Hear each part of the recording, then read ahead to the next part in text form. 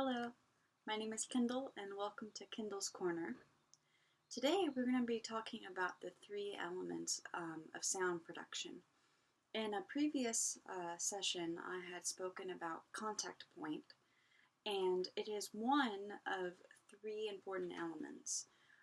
Contact point, pressure, bow pressure, and bow amount of bow or bow speed. Now, with contact point, there can be 5 lanes, sometimes 7, of the bow. I like to think of the first right in front of the fingerboard. 1, and each lane is about the size of the bow hair. 2, 3 will be in the middle. Sometimes it's helpful to use the circles of the F holes. 3, that's where we get a nice basic sound and also a mezzo forte. 4 and 5 right beside the bridge. As you know, if we have a mezzo forte here in the middle, piano will be closer to the fingerboard and forte will be closer to the bridge. And we can do big corrections of contact point with our arm, but then small ones leading with our ring finger. The second concept is bow pressure. Sometimes people don't like to use the word pressure, they like to use weight. If you are drawing a nice solid sound, then the weight, I like to think of the weight of the arm actually coming from underneath the arm. We want our arm to be fully relaxed. And we can lighten the pressure or keep it heavy through a few elements. How much weight we're giving with our upper arm, a pronation of our right arm if we're really digging into the string, and also how much finger we're using.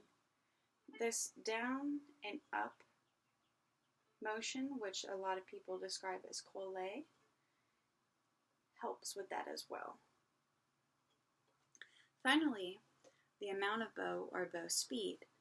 There's a concept called bow distribution, which is within thinking of the whole body of the bow, how much bow we're using. Half of the bow, a third, a fourth, and then how fast we're drawing the bow. Are we drawing the bow very quickly or very slowly? Normally, in classical era composers in general, a quicker bow and using a lot of bow will make a more ringing and louder sound, such as a forte. And using less bow or a smaller amount of bow with a light pressure can basically produce a lesser sound and volume. So those are 3 elements that we play with all of our repertoire.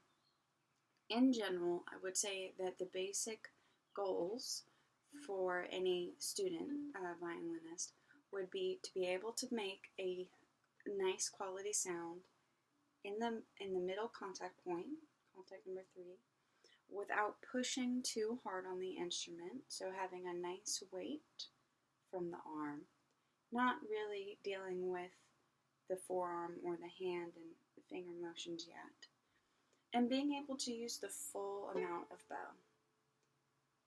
That's what we strive to work on at first, and then we incorporate different elements as we go along.